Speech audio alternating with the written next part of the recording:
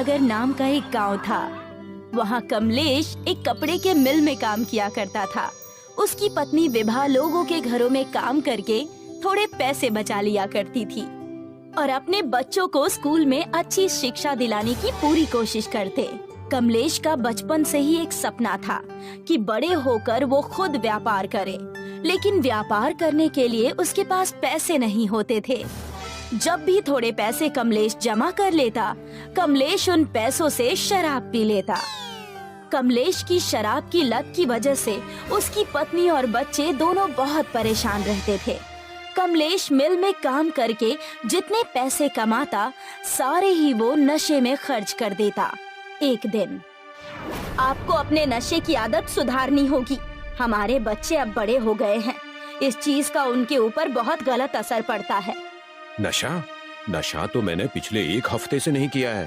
मैं भी यही चाहता हूँ कि हमारा बेटा बड़ा होकर बहुत बड़ा आदमी बने। जैसे नशा छोड़ दिया है, वैसे ही कोई अच्छा सा काम भी ढूंढ लीजिए। मैंने कपड़े के मिल पर रहकर लोगों से अच्छा व्यवहार बना लिया है। मैं जो भी व्यापार शुरू करूँगा, वो मेरे व्यवहार से ही चलने लगेगा। लेकिन आप ऐसा करेंगे क्या जिससे हमारा व्यापार चलने लगे? इससे पहले आप फिर से नशा करना शुरू कर दें, मैं चाहती हूँ कि आप एक बार मेरे तांत्रिक मौसा जी से मिल लीजिए। विभा अपने पति कमलेश को अपने मौसा तांत्रिक के पास लेकर जाती है ताकि कमलेश फिर से नशा ना करे। कमलेश अपने बच्चे की भलाई और परिवार के भविष्य के लिए विभा की बात मान जाता है। मौसा जी, ये है मेरे पति। इनके बारे में ही मैंने आपसे बात की थी। इन्हें ही नशे से मुक्त करना है। ओम ह्रीं क्लीं बागड़ बोल, बागड़ बोल, बागड़ बोल। हाँ विभा बेटा, मैं तुम्हारी सारी तकलीफ जानता हूँ। कमलेश को मैं ठीक कर दूंगा। लेकिन मैं पिछले कई हफ्तों से कोई नशा नहीं कर रहा हूँ। मुझे यहाँ से जाने दो। अब मैं कभी नशा नहीं करूँगा। मैंने पहले से ही हमारे परिवार के भविष्य के बारे में सोच लिया है। मैं तुम्हें कुछ नहीं कर रहा हूँ, तुम्हारी भलाई के लिए ही कह रहा हूँ। नशा और नाश में केवल आ मात्रा का फर्क है। नशा करने लगोगे तो नाश हो जाएगा।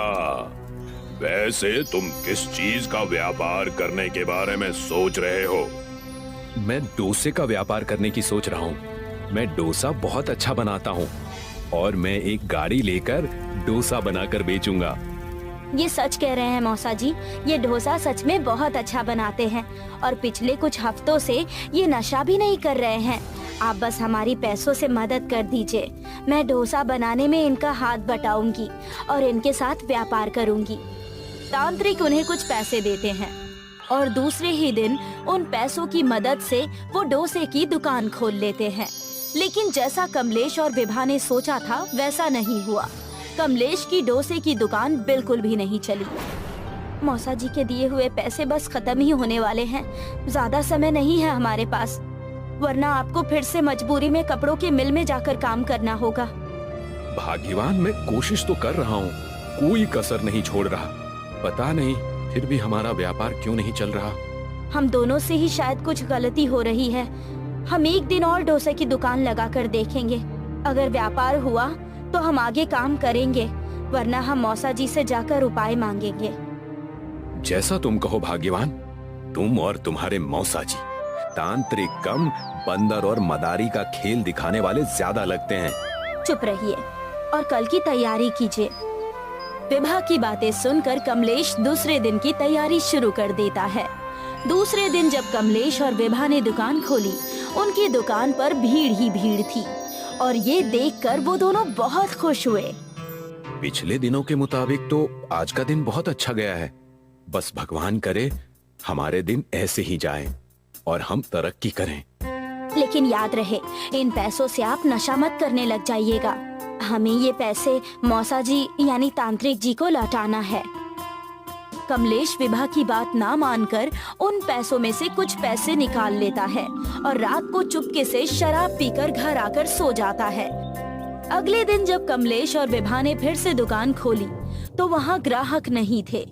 ग्राहक तो क्या, वहाँ एक आदमी भी नजर नहीं आया। उनके अलावा अन्य डोसे की दुकानों पर बहुत भीड़ थी। ये लोगों को हो क्या गया है? कल की ग्राहकी को देखकर हमने आज ज्यादा डोसा बनाने का सामान लेकर आए। अगर आज हमारी बिक्री नहीं होगी तो हम इन सामान का क्या करेंगे? हमारे अलावा सारे ही दुकानों में भीड़ लगी हुई है और हम यहाँ मच्छर मार रहे हैं। जरूर हमने कोई अनर्थ किया है। इस चीज को हमें मौसा जी को बताना होगा। हमें वहाँ जाने की कोई जरूरत नहीं है। इस चीज से हम निपट लेंगे। पहले तो कमलेश विभा की बात नहीं मानता है, लेकिन जिद करने पर विभा कमलेश को अपने मौसा जी यानी तांत्रिक जी के पास लेकर जाती है। तांत्रिक के पास जाते ही कमलेश समझ जाता है कि वहाँ कुछ होने वाला है। ओम ह्रीं क्लीं, ओम ह्रीं क्लीं, बागड़ बोल। मैं सब जानता हूँ। तुम दोनों यहाँ क्यों आए हो? विभा, तुम अपनी परेशानी अपने साथ लेकर आई हो। मैं परेशानी साथ लेकर आई हूँ? मैं कुछ समझी नहीं। तांत्रिक की बात सुनकर कमलेश मुंह छुपाने लगा। बागड़ बोल, मुंह मत छुपाओ और खुद सामने से आकर अपनी गलती स्वीकार करो, वरना तुम ऐसे ही मुंह छिपाते फिरोगे। अब खुद ही आगे आओ और अपनी गलती मान लो। इन्होंने ऐसा क्या कर दिया? आप मुझे बताइए। इनकी तो खैर नहीं, मैं इन्हें देख लूंगी। अगर तुमने पहले ही ध्यान दिया होता तो ये नौबत ही नहीं आती। मैंने तो ऐसा कुछ भी नहीं किया। मेरी कहीं भी कोई गलती नहीं है। बागड़ बोल, मैंने तुमसे पहले ही कहा था कि नशा मत करो, छोड़ दो नशा करना, लेकिन तुम माने नहीं। तुमने जिस भी दिन नशा किया है, शराब को हाथ लगाया है, उस दिन तुम्हारा व्यापार नहीं चला है। कमलेश की पोल खुल जाने पर वो खुद सामने आ गया और कहने लगा, मौसा जी, मुझे माफ कर दीजिए। मैं अब ऐसी गलती नहीं करूंगा। प्लीज मुझे माफ कर दीजिए। मैंने अनजाने में गलती कर दी। लेकिन आपने ऐसा क्या किया? विभा और तांत्रिक के डर से कमलेश उन्हें सारी सच्चाई बता देता है। मैं हर रात घर से पैसे चुराकर शराब का नशा करता था और जिस भी दिन हमारा व्यापार अच्छा चला, मैंने उस दिन भी नशा किया था पैसे चुराकर। मुझे माफ कर दो। मैं ऐसी गलती दोबारा नहीं करूंगा। कमलेश के माफी मांगते ही तांत्रिक ने कहा, बागड़ बोल, माफी तुम्हें एक ही शर्त पर मिलेगी। आगे से अगर तुम व्यापार बहुत अच्छे और ईमानदारी से करोगे तो तुम्हारी सारी मनोकामनाएं पूरी होंगी। मैं सारी शर्तें मंजूर करता हूँ और मैं आगे से मेहनत भी पूरी करूंगा। ये लो मेरी तरफ से मैगी। अब से तुम डोसा नहीं, मैगी डोसा बनाकर बेचोगे। तुम्हारी पत्नी मैगी बहुत अच्छा बनाती है और तुम डोसा, इसीलिए दोनों को मिलाकर मैगी डोसा बेचो। तुम दिन दूनी रात चौगुनी तरक्की करोगे। बागड़ बोल। विभा ने वो मैगी तांत्रिक से ले ली और अगले ही दिन कमलेश और विभा ने मैगी डोसा बनाना शुरू कर दिया। उस दिन से मैगी डोसा के नाम पर कमलेश की दुकान चलने लगी। कमलेश और विभा का मैगी डोसा चल पड़ा और उन्हें इतना मुनाफा हुआ कि उन्होंने कुछ ही दिनों में 3 दुकानें और खोल ली और कुछ लोगों को काम पर भी रख लिया। कमलेश ने नशा करना भी बंद कर दिया और दोनों खुशी खुशी रहने लगे।